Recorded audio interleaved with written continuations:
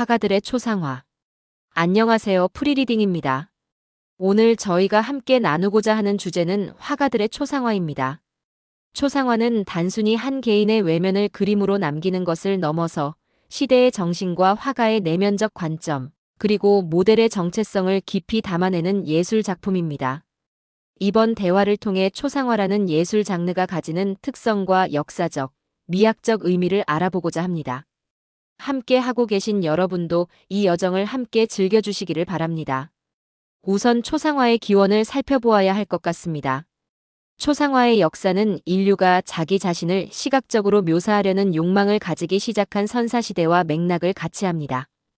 고대 이집트의 사자 초상화부터 시작하여 고대 로마의 사실적인 형상들까지 초기 초상화는 주로 종교적, 의례적 기능을 했으며 인간의 얼굴을 시간 속에서 기록하려는 욕구를 반영하고 있다고 볼 수 있겠습니다.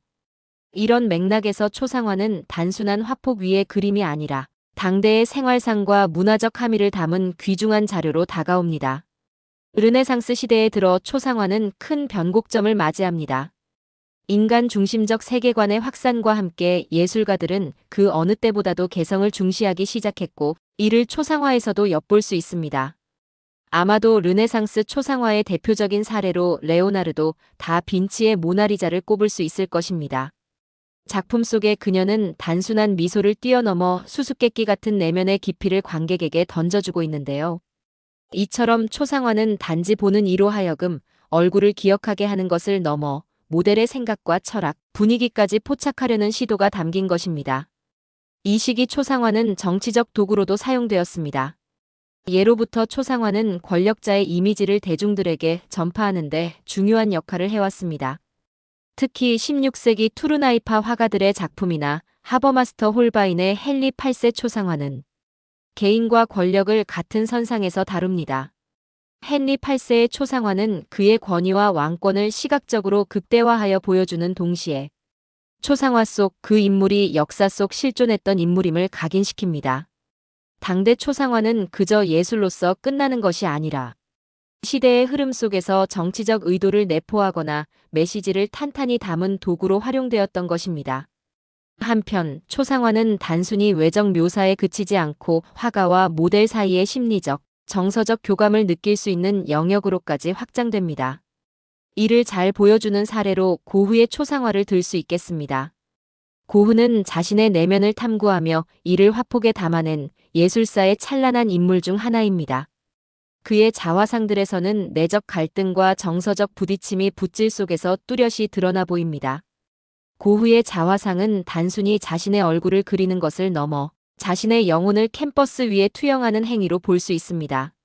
얼굴의 그림자, 깊은 눈빛, 그리고 강렬한 색채 사용은 그의 복잡한 심리를 전달하며 독특하고도 내밀한 정서를 담아냅니다.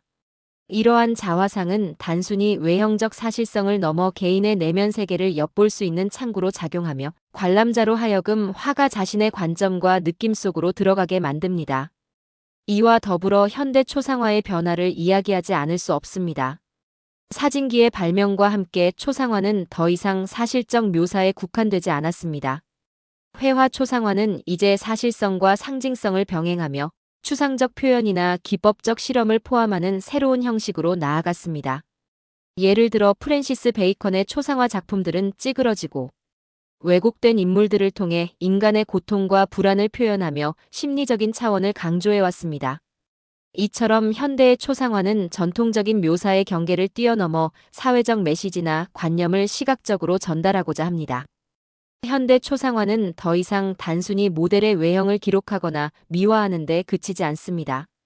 오히려 초상화는 감정, 사상, 사회적 문제까지 아우르며 이를 통해 인간 존재와 정체성에 대한 깊은 통찰을 제시하는 중요한 매체로 자리 잡았습니다.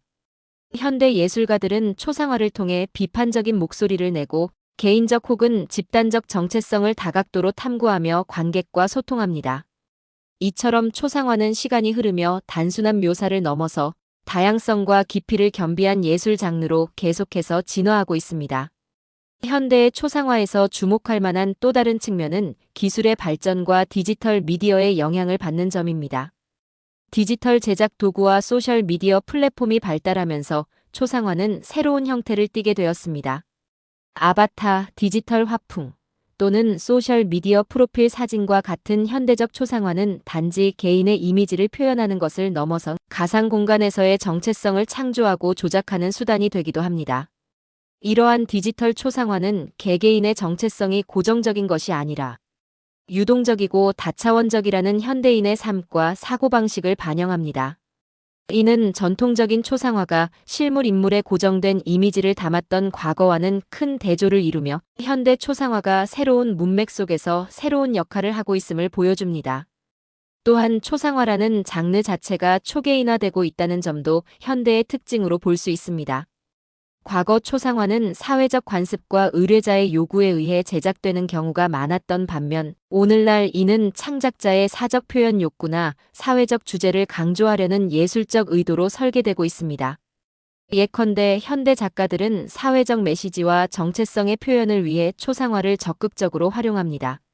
예를 들어 장애, 성소수자, 이민자 등 소외된 계층의 이야기를 담아내며 초상화를 통해 그들의 존재를 재조명하고 사회적 통찰을 이끌어내는 작품들이 증가하고 있습니다. 이러한 현대 초상화는 단순히 개인의 이미지를 기록하는 것을 넘어 예술을 통해 시대의 문제를 이끌어내는 하나의 창구로 자리 잡고 있습니다. 결국 초상화는 과거와 현재의 연결고리로서 그리고 새로운 미래를 열어가는 혁신적 시도로서 예술의 본질적 가치를 다시금 일깨웁니다.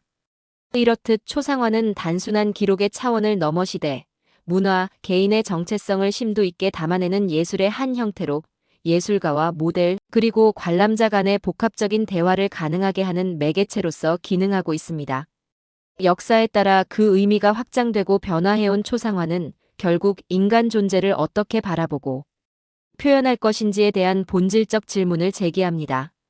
오늘의 논의가 개인과 사회, 그리고 예술의 교차점으로서 초상화를 다시 생각해보는 계기가 되시길 바랍니다. 현대 초상화는 더 나아가 관객과의 상호작용을 강조하며 예술과 기술, 그리고 사회적 메시지가 융합된 새로운 형태를 시도하고 있습니다. 예를 들어 증강현실 AR이나 가상현실 VR 기술을 이용해 관객이 초상화에 직접 참여하거나 그와 소통할 수 있는 혁신적인 경험을 제공합니다. 이는 단순히 그림을 감상하는 행위를 넘어 개인과 사회에 새롭게 질문을 던지고 더 깊은 대화를 이끌어냅니다. 초상화는 그 과정에서 여전히 인간 본질과 표현에 대한 질문을 중심에 두며 시각 예술에서 그 중요성을 잃지 않고 있습니다. 따라서 초상화는 인류가 자신과 타인을 바라보는 방식을 점검하며 시대를 비추는 거울로 기능해 왔습니다. 이는 끊임없이 진화하는 표현 양식을 통해 예술뿐만 아니라 인간 존재와 정체성의 본질에 대한 철학적 질문을 던집니다.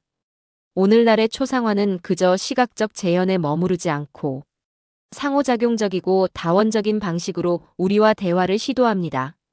이를 통해 우리는 초상화가 단순한 과거의 유물이 아니라 현대 예술과 인간 사회에서 여전히 중요한 위치를 차지하고 있음을 깨닫게 됩니다.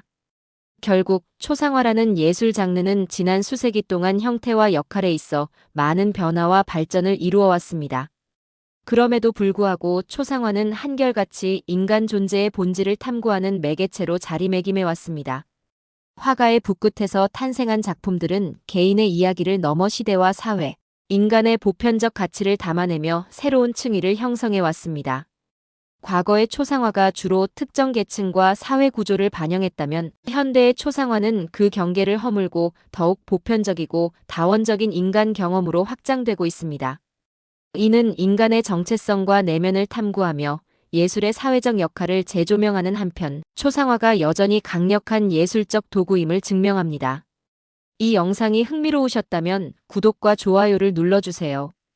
콘텐츠 제작에 큰 힘이 됩니다. 감사합니다.